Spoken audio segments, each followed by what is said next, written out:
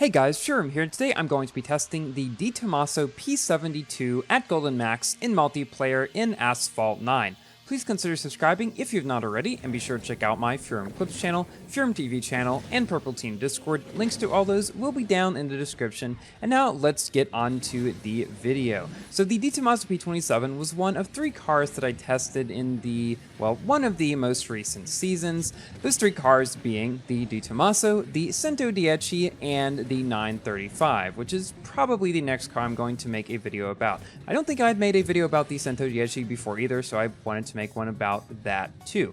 But of course, first of all, we have the new special event car. I just said new twice, didn't mean to. Anyway, let's move on. The Tomaso P27 is quite fast for its class, and it also is a bit stunty, let's just say. It kind of has that speedtailish feel to it, in the sense that it's kind of a bit, bouncy and not super grounded and steady on the road. It was a fun enough car to drive, and I think it's possible that this car could become a new king of A-Class. Notice how I said possible, not definitely. The reason for that is, even though it is very fast for its class, 242 miles per hour is great for Class A, and the rest of its stats are great too. I mean, 82 on acceleration is not the best, but certainly above average for Class A.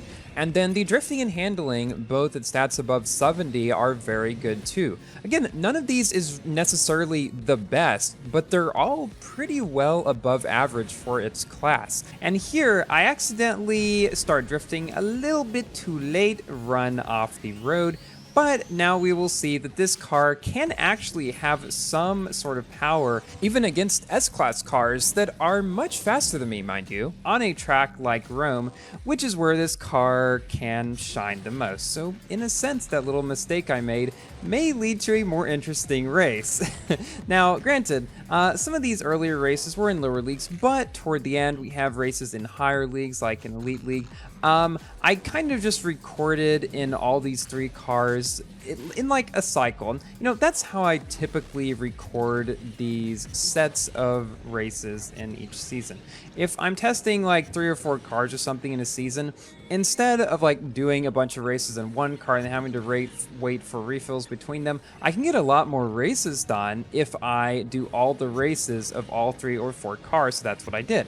I usually start off with the lowest end car and then move to the higher end one. So this time I started with the 935, then went to the P72, then went to the 110, got 9 races or whatever in, then let all my cars refresh or refuel, whatever, and come back to it 6 hours later, play all 9 races again. That's a lot better than having to just wait 6 hours between every 3 races if I try to do all of these same car in succession. Now, I do that sometimes, but in specific situations, usually if the car is either really bad or really good. Because if the car is really bad, it's not going to do very well at all, except in lower leagues. If you're in a... all of this is dealing with a multi-car season like the one we're in right now. Like, last season, or one of the seasons before, I tried testing the Panamera. Panamera is honestly a great car, so when I say a bad car, I mean relatively compared to the other cars in the season. Panamera, obviously not a bad car, great car in Class C. And I will have a video about that soon, with some races given to me. But anyway, that car was one of the lowest end cars in its season. I just wasn't able to get many good races in it. And this is one of the reasons I don't really care for this specific Osaka track in multiplayer. Didn't change the position that we got in the race though. Anyway, back to the Panamera. In that car, I would usually try to record all the races in that car in the lower leagues, because I know if I got into higher leagues, it would certainly not do good, so I wanted to give it somewhat of a chance. I did that with the BMW M3 I tested recently, because it was one of the lower end cars in its season 2.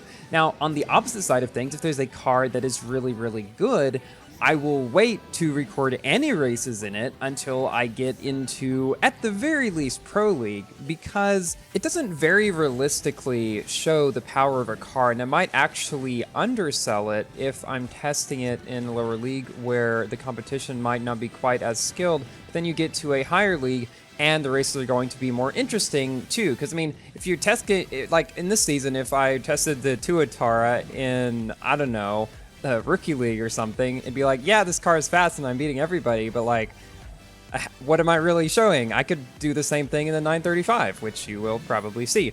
But with the P27, and while it's a great car for Class A, and as I said earlier in the video, could maybe become a king, I don't entirely know though, because the Valhalla does go faster and it still has better acceleration than this car, so we'll see. But anyway, even though this car is really good in Class A, it certainly wasn't the best car of this season, so I tested it in a bunch of different leagues to sort of tamper my expectations a bit. Here we do lose to this Tuatara on Caribbean, but we don't come in too far behind, and we do beat 3 other Tuataras, one of whom disconnected, as well as another P72. That's another thing you will notice about a lot of the races in this video. A lot of them are on these twistier tracks, which is where this car will do very well because it's very good drifting, handling, and acceleration. Allow it to get around these corners with ease. Take this shortcut on this Buenos Aires track, which many cars cannot do, at least not as easily, particularly some of the faster S-Class cars I'm racing against. Tomaso is able to do it with ease. We pull way ahead of everybody else. They're not even on the map at this point. And right now, there is a special event going on for this car. I would not recommend a lot of people to go for it though, and here we almost have another physics issue. I'm always careful on that ramp. This one too. But yeah, the reason I wouldn't recommend a lot of people to go for it is because the special event is very hard, and while it's toward the top of its class, I feel like cars like the Valhalla may be even slightly better while being easier to get. The only exception I would say is if you already have a lot of the cars and the special event start up, because I've heard it is not easy. So yeah, save your tokens. I'm certainly saving mine. I'm considering going for the 5th anniversary packs with the Tuatara and the other cars in it.